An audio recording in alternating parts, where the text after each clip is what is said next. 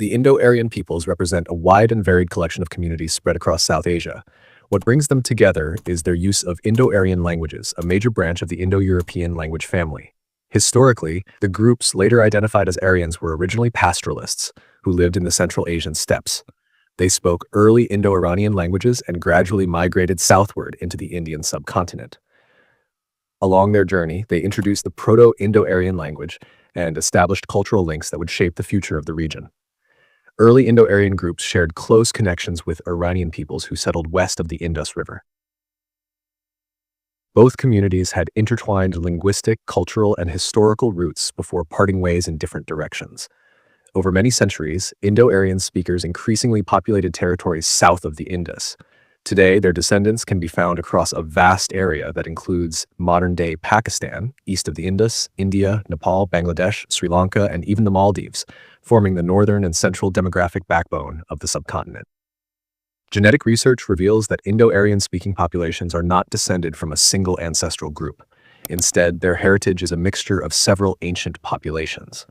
Central Asian steppe pastoralists contributed a significant component, while Iranian-related hunter-gatherers added another layer of ancestry. A deeper genetic foundation came from South Asia's earliest inhabitants, often referred to as ancient ancestral South Indians, who were long established in the region before the arrival of steppe migrants. Dravidian-speaking groups share many of these same ancestries, but with different proportions, especially a stronger link to early South Asian populations. Additionally, communities speaking Austroasiatic and Tibeto-Burmese languages influence the genetic landscape of South Asia, making the region one of the most genetically diverse in the world.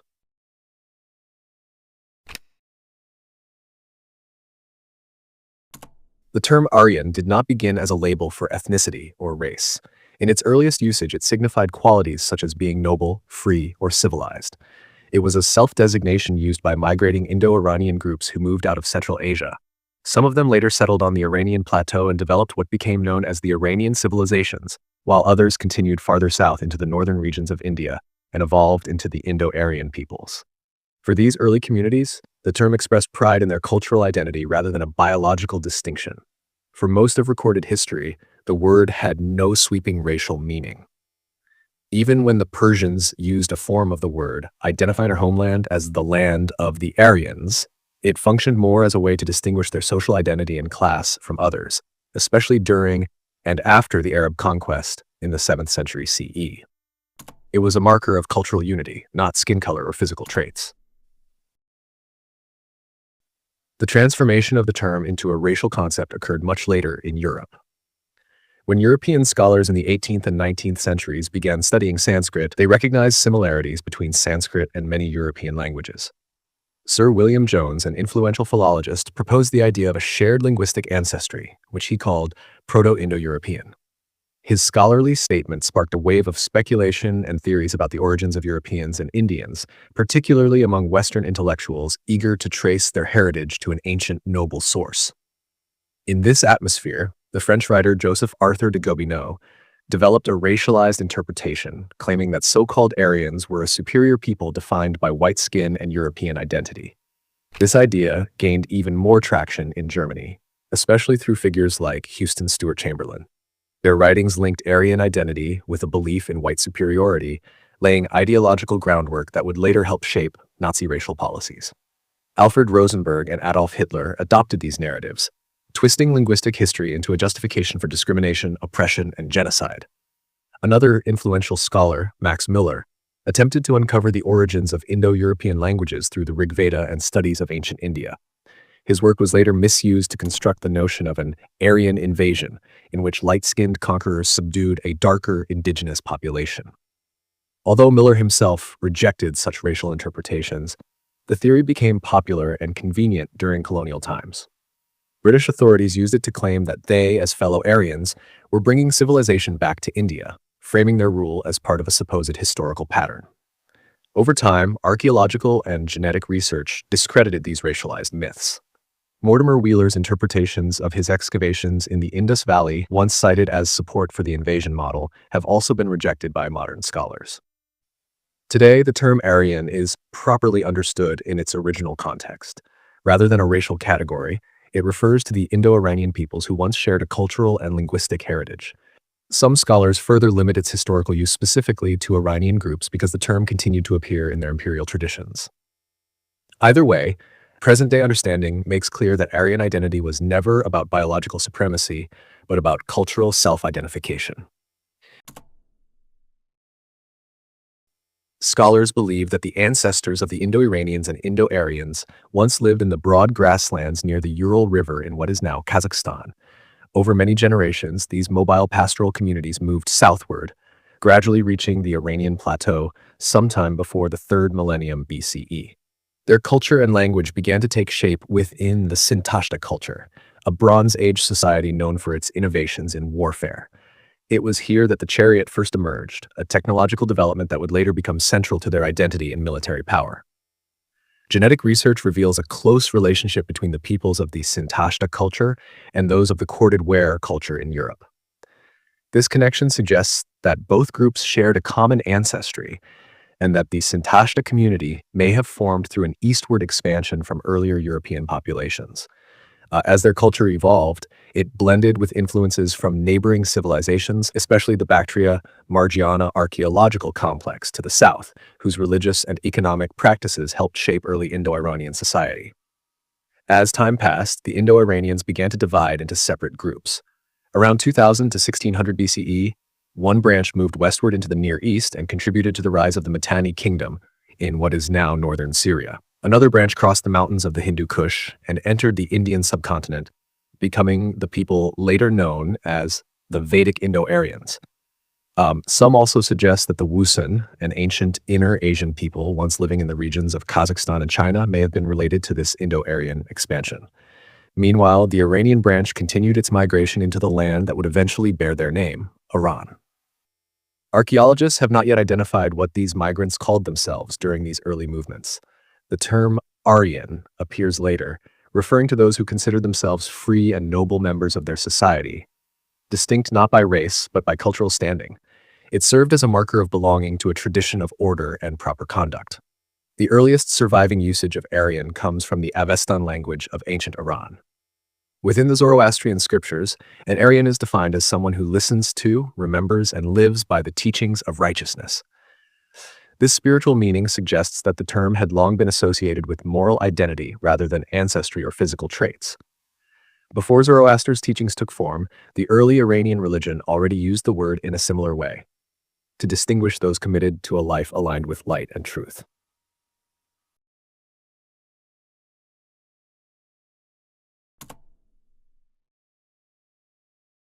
As Indo-Aryan groups moved southward, they eventually reached the fertile lands of the Indus River Basin. There, a remarkable and highly advanced society had already flourished for centuries. This civilization, known today as the Indus Valley or Harappan civilization, possessed a level of urban sophistication unmatched anywhere else during its time. Sites such as Mehrgarh show that agricultural settlements in the region had existed as early as 7000 BCE, developing farming techniques, religious traditions, and early craftsmanship that laid the foundation for the cities that would later emerge. By around 2600 BCE, the Harappan cities had reached their peak. Harappa, Mohenjo-daro, Ganeriwala, and many others housed thousands of residents in carefully planned neighborhoods. Streets were designed to divert waste and rainwater into complex drainage systems, while homes were constructed to reduce heat and noise. Some buildings even featured architectural elements that functioned like natural air conditioning. The civilization also developed a unique script, long-distance trade networks, large seafaring vessels, and manufacturing skills that connected them to distant cultures such as Mesopotamia and Egypt. When early European scholars first proposed the idea of migrating Aryans entering South Asia, they imagined light-skinned conquerors bringing civilization to a primitive land. Archaeology proved the opposite.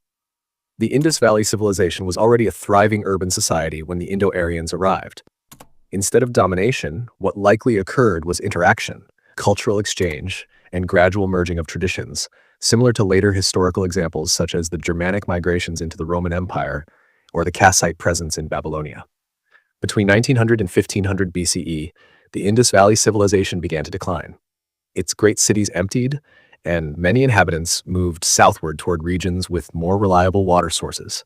The reasons for this transformation were complex and not caused by invasion. Environmental stress, drought, shifts in river courses, and disruptions to trade with Mesopotamia and Egypt played major roles. During this period, both the Near East and Egypt faced internal upheavals that weakened the economic links that Harappan traders relied upon. As older settlement patterns changed, a new cultural phase emerged, the Vedic period. This age saw the composition of the Vedas, the foundational texts of Hinduism, written in Sanskrit. Because the Harappans did not use Sanskrit, the presence of this new language suggests that people from outside the subcontinent influenced the region, integrating with local populations over time. The Indo-Aryans likely arrived in several waves, blending their mobile pastoral culture with the urban traditions of those already living there. The movement of people away from the Indus cities seems less like a dramatic collapse and more like a strategic search for better land and resources. Climate shifts strained agriculture and water supplies, while overpopulation and reduced trade added further pressure. Instead of being driven out by newcomers, the people of the Indus Valley sought new opportunities in the south and east, adapting to a changing world. This transformation laid the groundwork for later social, political, and religious developments that would shape the history of the Indian subcontinent.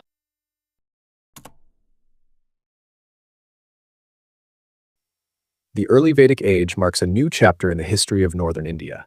Its beginnings are placed in the second half of the second millennium BCE, following the gradual decline of the Indus Valley civilization.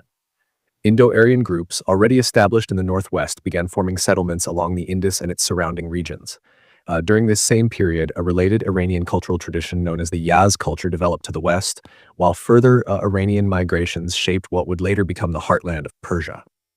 There has been much debate about whether Indo-Aryan culture originated within India itself or arrived through migration.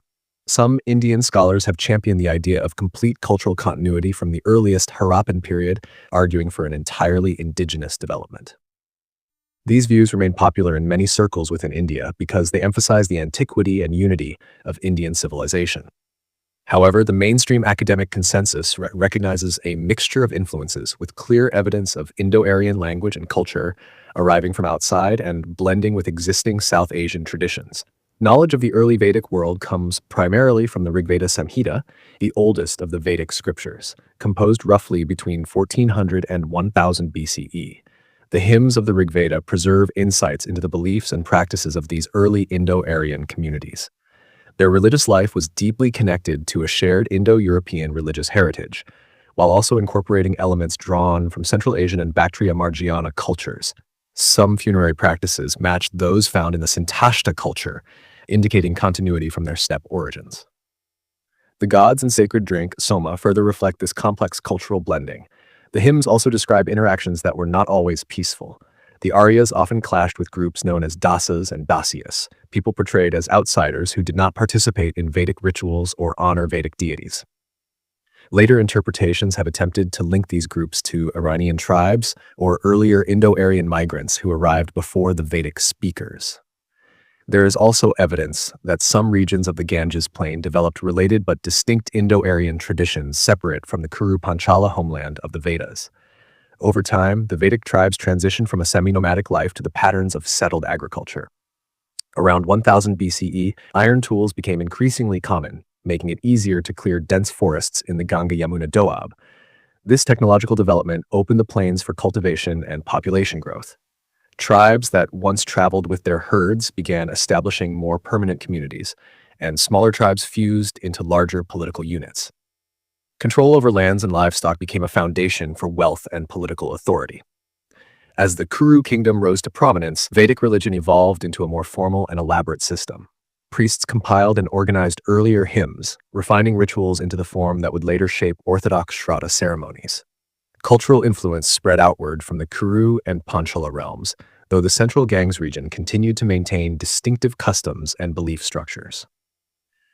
It was during this period that the Varna system first appeared.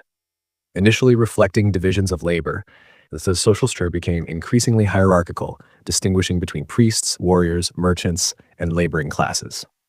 Ritual purity and ancestry began to define status, raising Brahmins and Kshatriyas above others.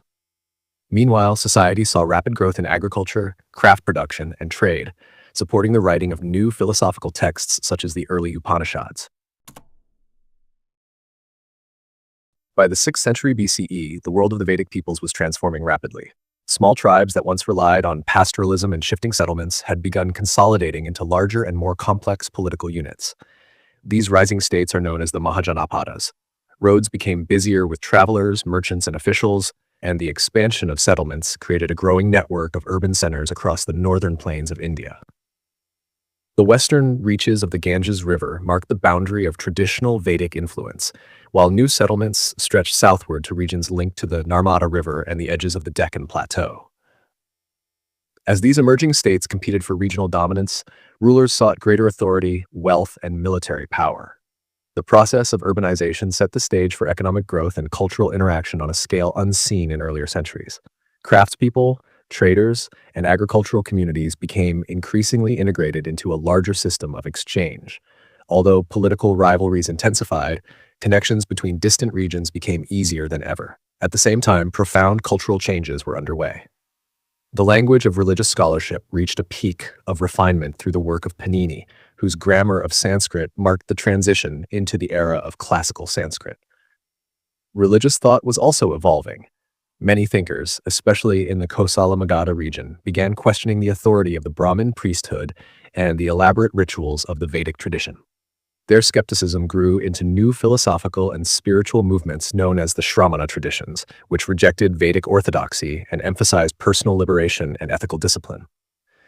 This environment nurtured the early development of Buddhism and Jainism, which emphasized paths to salvation that did not rely on Vedic sacrifice or social hierarchy.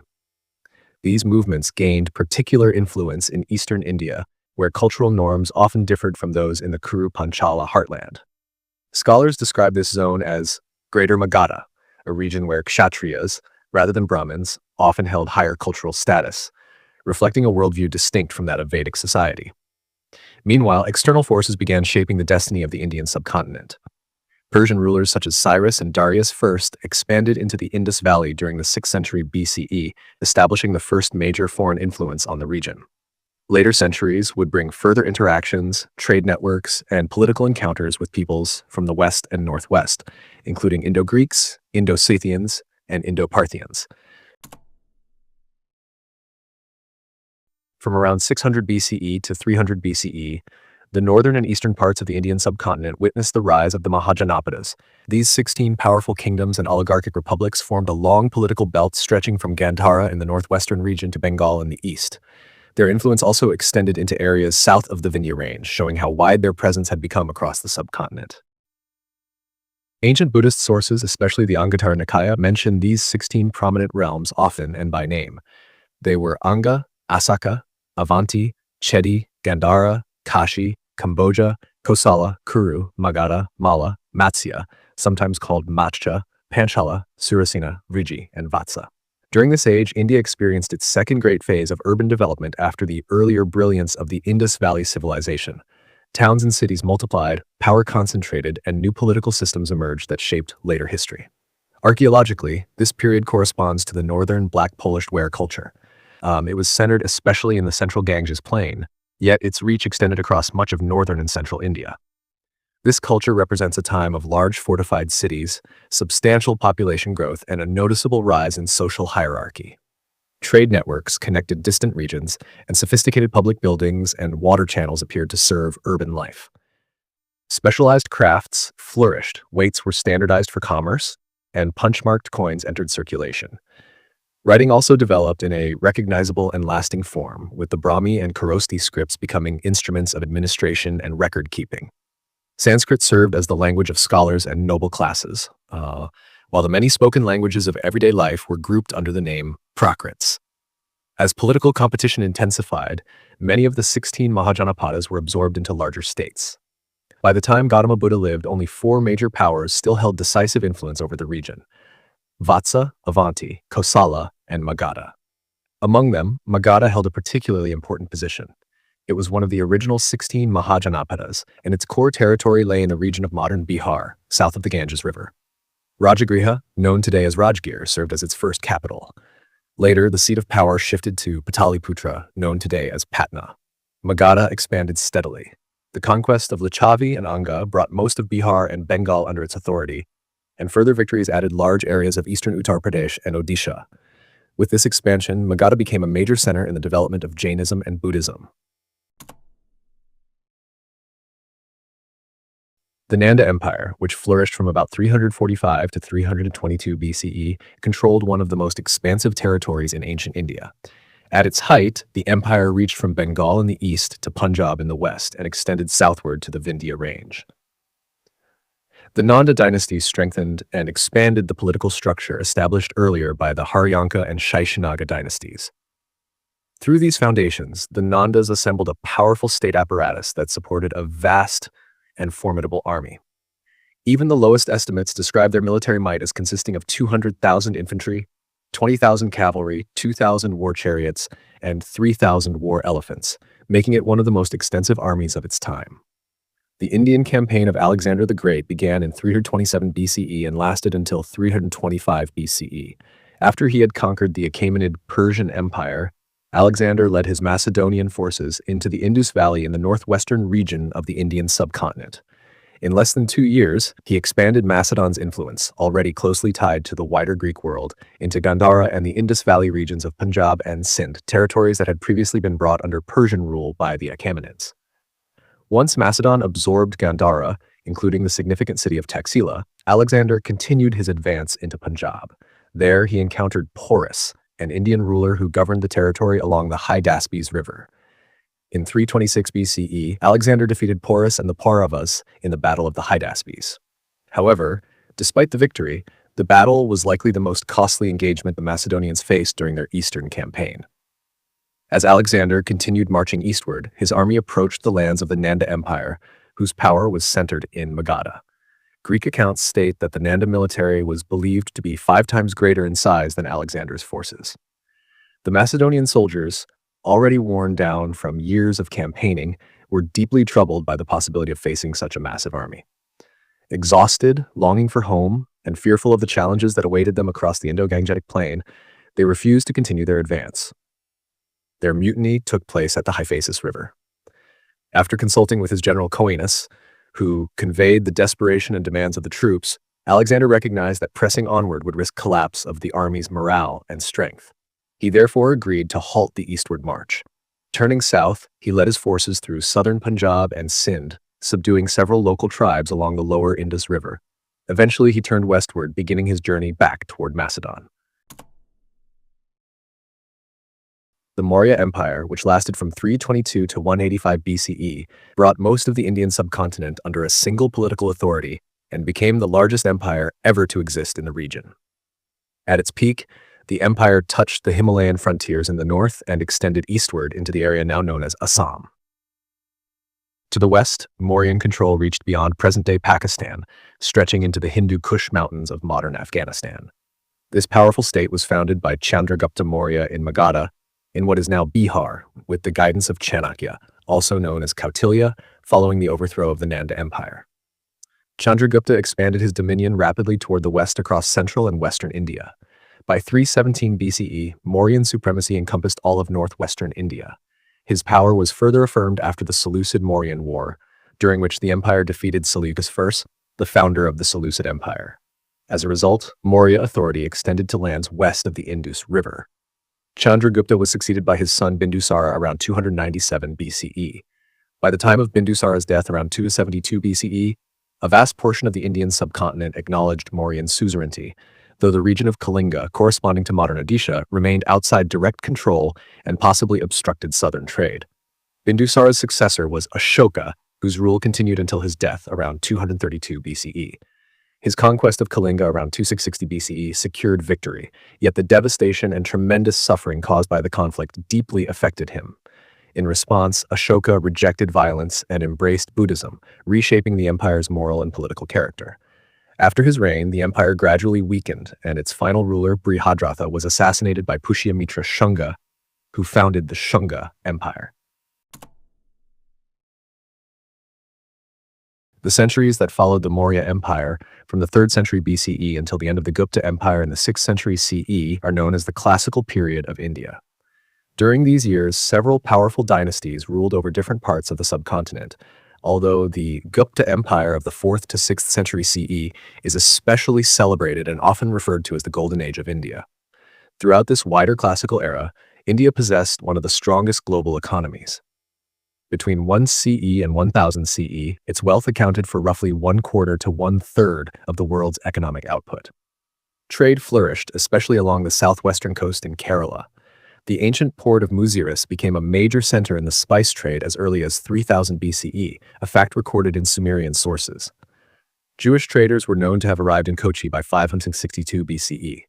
Soon, the Greco-Roman world became heavily involved in commercial exchanges with India, sending ships along both the incense route and the maritime routes that connected India with the Roman Empire. From at least the 2nd century BCE, Greek and Indian ships were meeting at Arabian ports such as Aden. For much of the 1st millennium CE, Indian and Ethiopian sailors controlled the sea routes of the Red Sea, establishing dominance in long-distance maritime trade. Indian merchants who carried spices overseas also introduced elements of Indian cuisine to Southeast Asia. The use of curries and aromatic spice mixtures became a lasting culinary influence in many of those regions. Meanwhile, Buddhism spread along the Silk Road during the 1st-2nd century CCE, reaching China and eventually flourishing across East Asia. Religious centers in South Asia and Southeast Asia accumulated considerable wealth from donations and became active in commerce, estate management, and artisanal production. Buddhism in particular expanded through maritime networks, helping to spread literacy, artistic traditions, and the use of standardized coinage throughout the region.